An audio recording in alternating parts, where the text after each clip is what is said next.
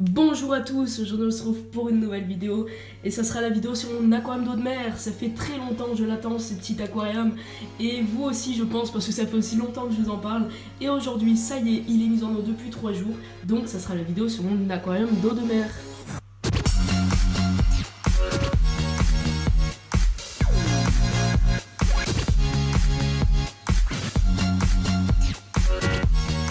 Donc comme je vous ai dit, l'aquarium je l'ai mis en eau il y a 3 jours, donc je vais tout vous montrer ce que j'ai fait depuis ces 3 jours, la mise en route du bac, mes différents achats pour cet aquarium là, etc. etc. Vous allez vraiment voir toute la mise en eau du bac en détail. Alors je vais vous présenter d'abord tout ce que je vais avoir besoin pour mon bac. Alors commençons par le principal, la cuve, donc c'est une cuve de 55 litres brut. Alors ensuite, dessous en fait j'ai mis un petit tapis bleu, juste histoire d'amortir les chocs, etc. Enfin, je pense que tout le monde connaît pourquoi on met un tapis comme ça. Le meuble en bois que j'ai fabriqué moi-même. Ensuite, donc la pompe de brassage. Alors, c'est une Turbelle NanoStream 615 de Thunes. Alors, c'est une marque très réputée dans l'aquariophilie marine, hein. Alors, ensuite, elle fait pour les aquariums de 40 à 200 litres, donc ça sera parfait pour mon petit volume. Ensuite, donc j'ai acheté un petit densimètre d'Aquarium System. Alors c'est le classique, hein, le densimètre à aiguille. Ce sera parfait pour moi pour débuter. Ensuite, donc comme sel, j'ai choisi le sel de Red Sea. Alors c'est le Red Sea Salt. En fait, c'est vraiment le sel basique de Red Sea.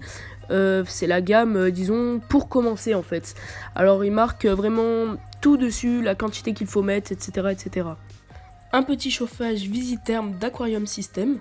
Ensuite, donc comme éclairage, j'ai choisi l'Aquamedic Cube 30 de 30 watts. Alors en fait, c'est une petite rampe LED. Donc il y a deux canaux, c'est pour ça qu'elle est quand même assez sympa. Il y a du blanc, du rose, du violet, du bleu et du bleu royal. Pour le sable, donc j'ai choisi du Bora Bora Sand. Alors la granulométrie, c'est entre 0,5 et 1,25 mm. Voilà, donc comme je l'ai dit tout à l'heure, je n'ai pas de décante, alors en fait tout mon équipement sera dans mon bac. Normalement, j'avais prévu de mettre un petit filtre cascade, j'ai commandé ça sur internet, il va bientôt arriver. Je le mettrai juste ici en fait, voilà, histoire de filtrer un petit peu, puisque je n'ai pas de décante, j'ai pas de filtration. Et un petit filtre cascade, je pense que un petit filtre cascade pour eau douce, ça fera vraiment bien l'affaire. Et j'allais oublier les pierres vivantes. Alors les pierres vivantes, j'ai pris 5 kilos, donc c'est des pierres vivantes indonésiennes. Voilà, donc j'ai installé l'éclairage et je vous laisse du coup avec la mise en place des pierres. J'ai un peu galéré, c'était la première fois que je faisais ça, mais voilà, au final ça fait un rendu plutôt bien. Alors je reviens du coup sur les pierres, celles que j'ai choisies ce sont des indonésiennes. Alors là où je suis allée, en fait il restait vraiment plus beaucoup d'indonésiennes. On m'a expliqué en fait, c'est que les indonésiennes elles sont maintenant soumises à CITES et du coup ça se trouve de moins en moins. Et du coup en général les animaleries préfèrent plutôt vendre de la méditerranéenne. Alors les inconvénients de la méditerranéenne en fait c'est qu'elle est moins poreuse, elle est moins jolie que l'indonésienne et c'est pas vraiment un très gros nid à bactéries, tandis que les indonésiennes en fait elles sont beaucoup plus poreuses, elles sont très légères et elles sont vraiment très jolies quoi. Et moi j'ai pris donc des indonésiennes et en fait il devait rester vraiment... il devait rester même pas 10 kilos quoi là où je suis allée. Moi j'ai pris 5 kilos et voilà, du coup je suis vraiment super contente de les avoir eues parce que ça se trouve de moins en moins.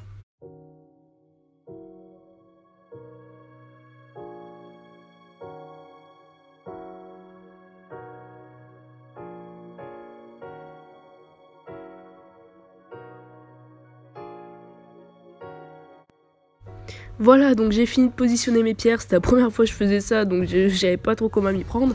Mais au final, je pense que j'ai bien réussi, j'ai fait un truc plutôt esthétique et voilà, j'ai essayé de penser aux emplacements des futurs coraux. Et voilà, du coup, je suis vraiment content.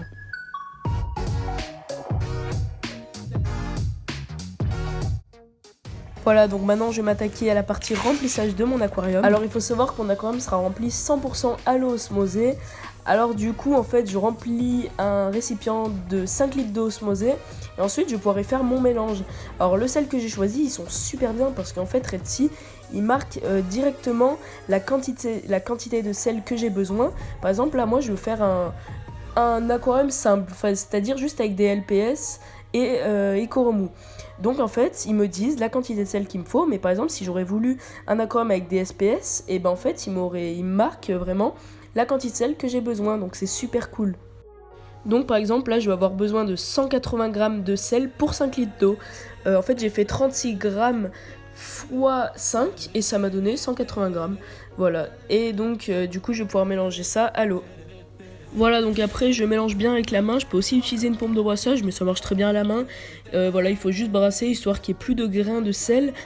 Voilà, donc maintenant j'avais plus qu'à verser ça dans l'aquarium et puis voilà, donc l'eau était un peu blanchâtre en fait, c'est normal, c'est à cause du sel, mais après ça va tout se dissoudre.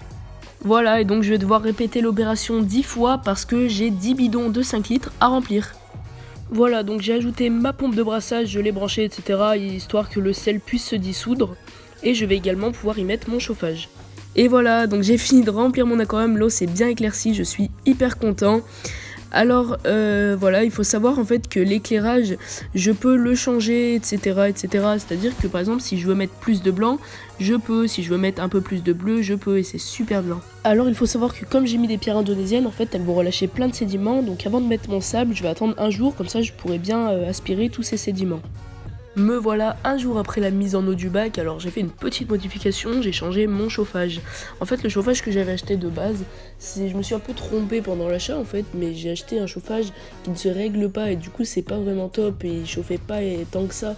Du coup ce que j'ai fait en fait c'est que j'en ai racheté un autre, j'ai acheté un chauffage d'Aquarium System, un 50 watts et voilà c'est vraiment mieux parce que du coup je peux le régler etc. Alors ce que je vais faire durant ce deuxième jour en fait c'est que je vais aspirer tous les sédiments qui ont été largués par les pierres avant de mettre mon sable. Alors je vais aspirer ça en fait avec un gros tuyau.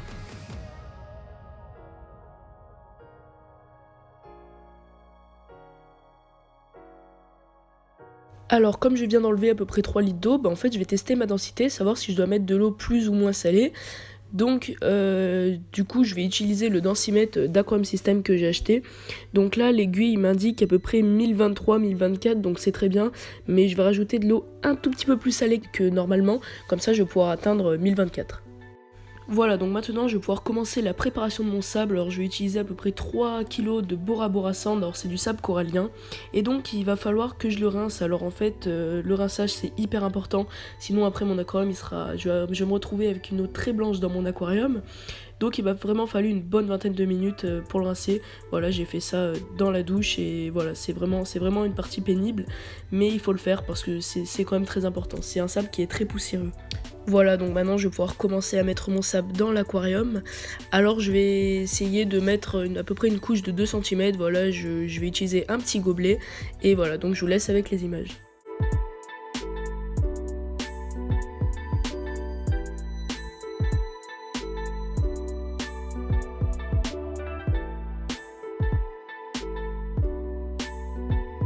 Voilà, donc j'ai fini de mettre mon sable et comme vous pouvez le voir, l'eau est très blanchâtre, mais c'est normal et voilà, je vais laisser tout ça retomber.